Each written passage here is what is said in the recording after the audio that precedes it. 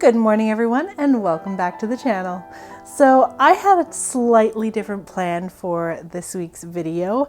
Originally I wanted to try making painted sourdough.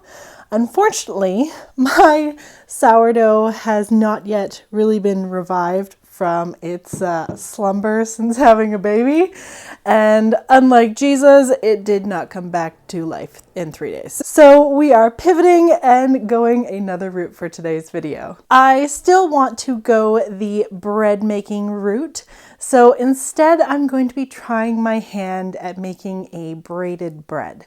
I was on Instagram and I came across videos of this guy, and he was really intricately braiding these designs into bread, and they were absolutely gorgeous. I cannot remember his name at the moment, but I will leave it down below. This is the video that I want to try.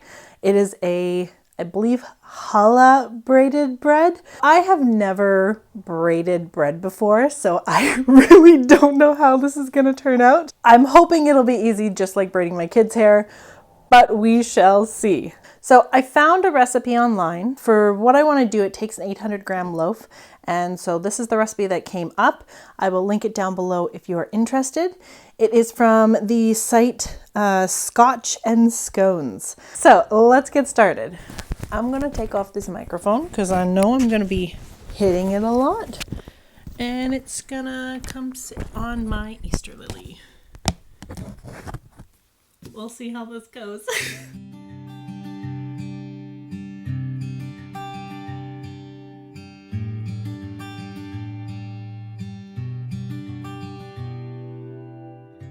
So I need to get the yeast active first, since I'm using a dry active yeast. This one says to use it instant, but I don't have that in the house. I really hope this turns out, because I don't have bread for breakfast tomorrow, and if it doesn't turn out, I may be making some emergency bread tonight, but we shall see. So 2 teaspoons of yeast. Let that do its thing for a couple minutes. So while the yeast is doing its thing here, hopefully this is warm enough, I'm going to continue on with the recipe.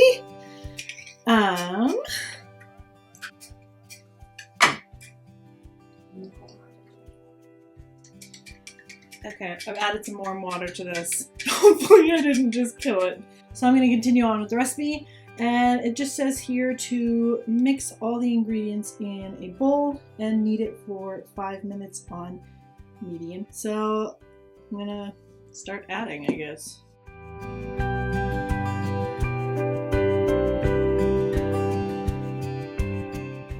So I'm just gonna bring the butter over here for the moment. Let this melt down. Okay, where was I? I needed to add 1.5 teaspoons of salt.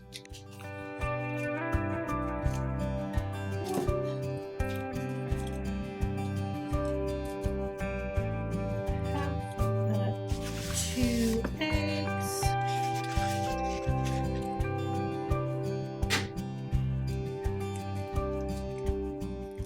This feels very similar to like a brioche, I guess. I think it's because it's got the eggs, they have a bit of a brioche style to them.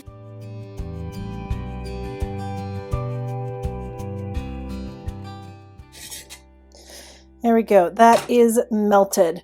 So I'm gonna let that cool for a couple minutes because I do not want to add it to the bread while it's still warm and risk the chance of accidentally cooking the eggs, because that would be unfortunate.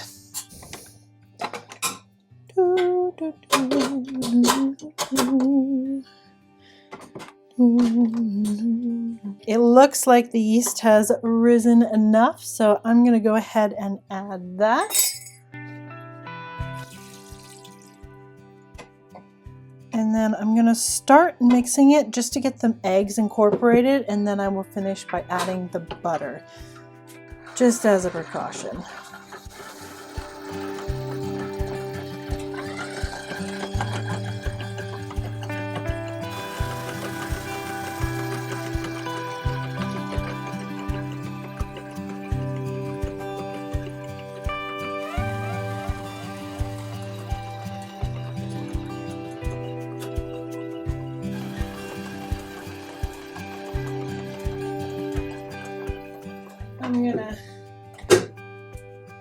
weigh this on the scale just to confirm. Feels pretty good. It's a little bit of a stickier dough, but hopefully it'll be good. Oh yeah, that's good. Okay, so next the recipe says to let it rise for the next 2 to 3 hours.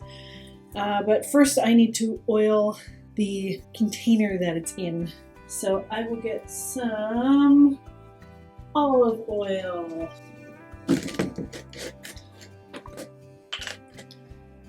Just a little sploosh. Doop. And that'll give it a nice lubricant. Just a teeny touch more. All right.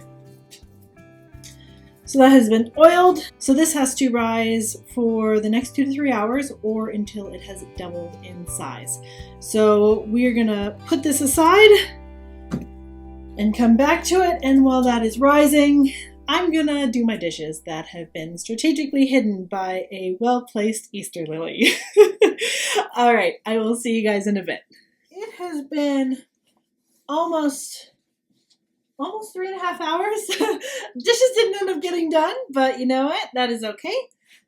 They can get done later tonight. You may be hearing some baby squawks throughout this because my daughter's currently chilling in her playpen. I have my dough cutter, I have a scale, and I have my bread. It has definitely risen at least double, and we're gonna get started.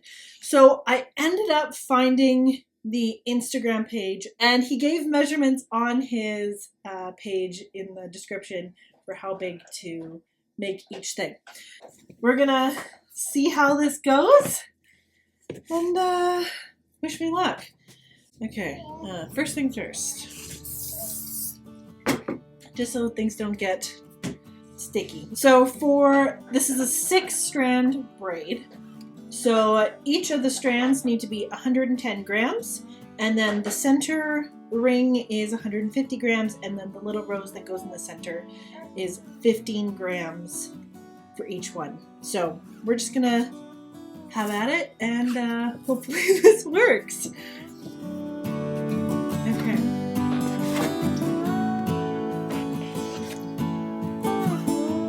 Not cutting these big enough.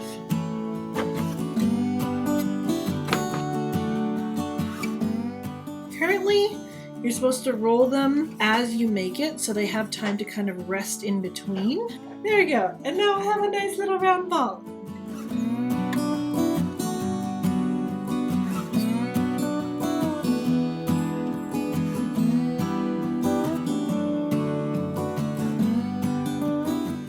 If you guys have not tried baking with a scale, I definitely recommend it. It makes things so much easier.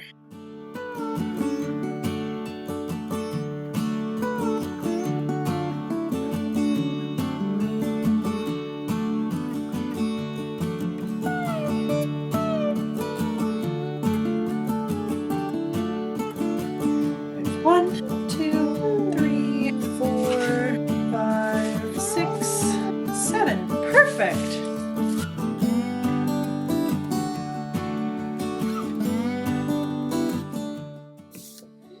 Awesome. I have I guess I have 7 balls instead of 6, but we'll just go with it. Okay, so these can all rest to the side, and now comes the fun part of trying to make the braid.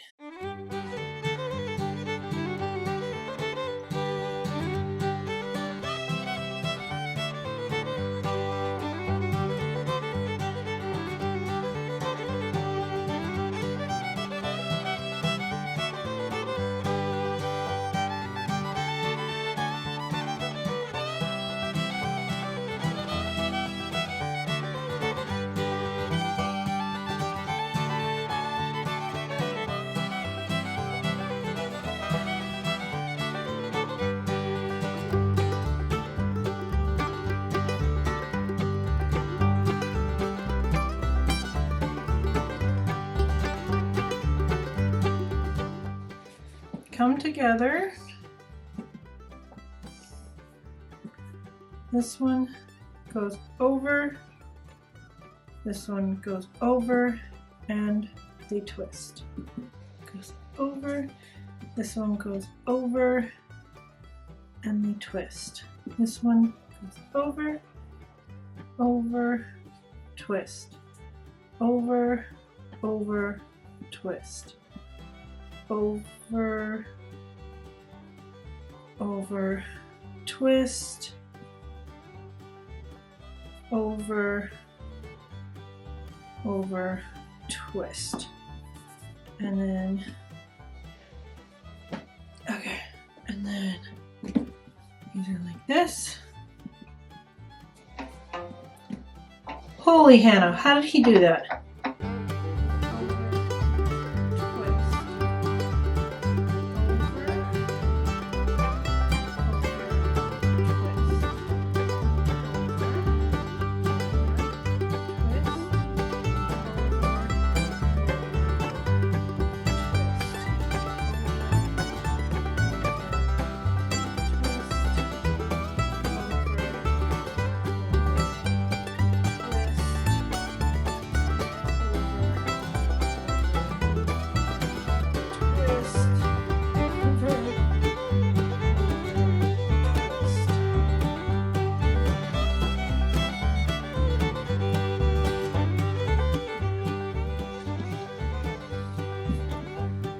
I think I did it! Yes! Okay. Now, grab this parchment paper.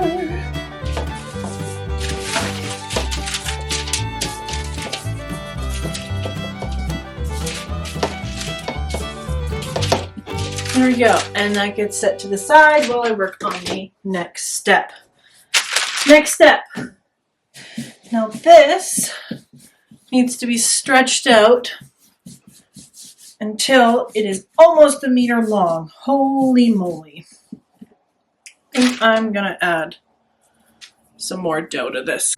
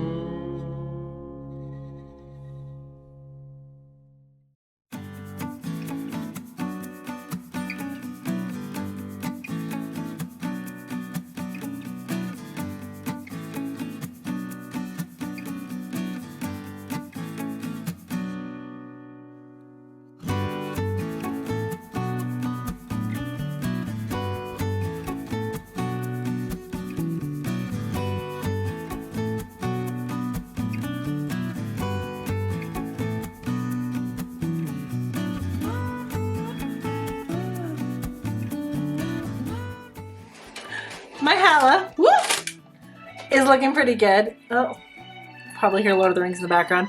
My challah is looking really good. This is very chaotic. My oven is not turning on. So I went to preheat the oven and it's broken. So I need to go see if I can borrow someone else's oven to bake this. So the coil inside the oven looks like it has decided to die. I have called my sister-in-law and she has graciously said that I can go use her oven to bake my challah. So hopefully this all works out, and fingers crossed, and I will update you soon. And we are back. So I was able to get this all baked off and it looks beautiful. I love how this came out. I am going to be making a second one as a thank you for my sister-in-law for letting me use her oven. The last thing I have to do is just add a little butter to this to add a shine to the loaf. And then we're done. So let's get to it. So I have melted a little bit of more butter and I'm just going to brush this onto the loaf.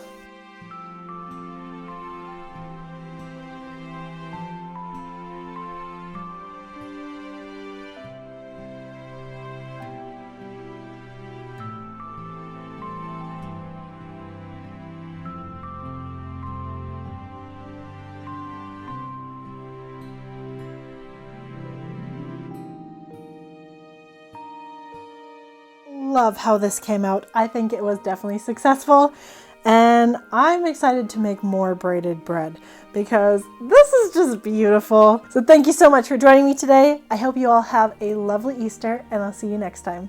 Bye.